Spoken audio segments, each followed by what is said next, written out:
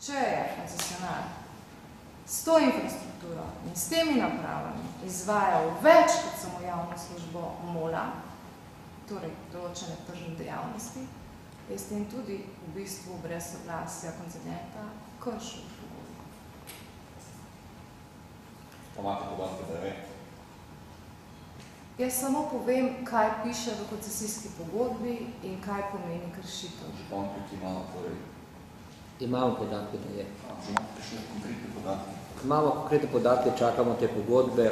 Mi tudi danes, tudi uradno pozivamo vse najemnike te naše infrastrukture, da se obrnejo na mestno občino Ljubljana in bojo z nami smo naprej pogodbe. Gre pa za tiste, zelo preprosto povedano, uporabnike kablov, kot so Telemach in podobno. Glede upravljanja dela, jaz sem sam povedal, da javno razsvetljava s tem ljudmi dobro pravila za mestno občino. Jaz ne govorim, ali je bilo vse korektno, kaj je bilo zaračunano. To bo zdaj pokazala izjemna revizija. To je tudi, kar je kolegica Groze zdaj povedala.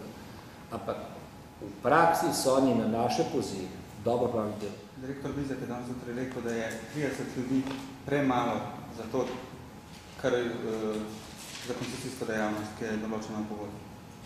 Da je to bistveno premalo. Jaz, kot tiska sem bil dolgo v gospodarstvu, bi rekel, naj direktor Bizjak skrbi za tem, ki je zadolžen kot direktor in ne se nobada z drugimi zadevami in nov priliko.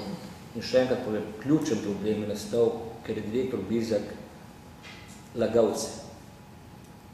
Poudarjam še enkrat, direktor Šor, prejšnji direktor, ki je predlagal direktora Bizjaka, smo mi tudi akceptirali, ko smo imeli člane nadzornega sveta, ko so Dakič Sobutino, se zdaka zlagal.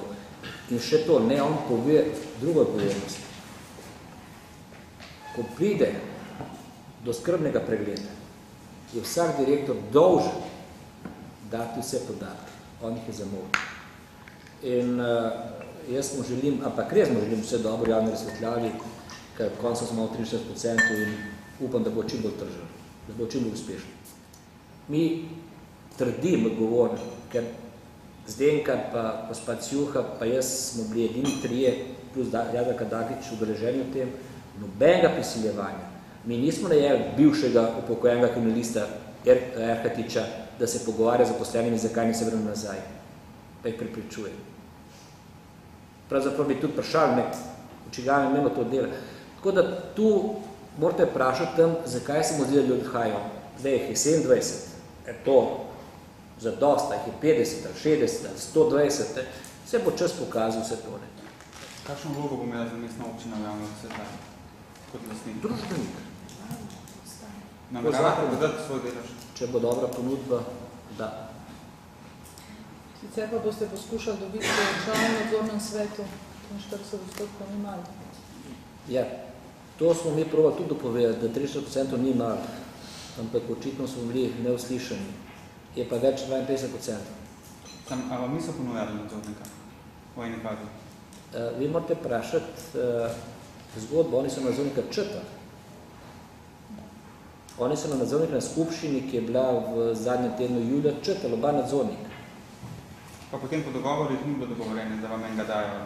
Potem so v drugi tednu, ko so prišli na drugi dogovor, ko smo povedali v glasiški strukturi, ker so rekli, da ne bi spremljali, bi nam nazaj vrnili nadzornika. Ampak to ni bilo spremljivo.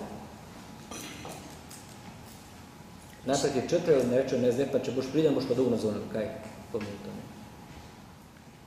Tako da zame zadeva zaključena, ne, na to temo. Jaz sem povedal, dobrodošli moji kolegi, za nas to ni enostavno, da nas ne mislite, da to pač počnemo, ker nimo kaj početi. Ampak trdim pa še enkrat, da bo ta revizija marsikaj pokazala.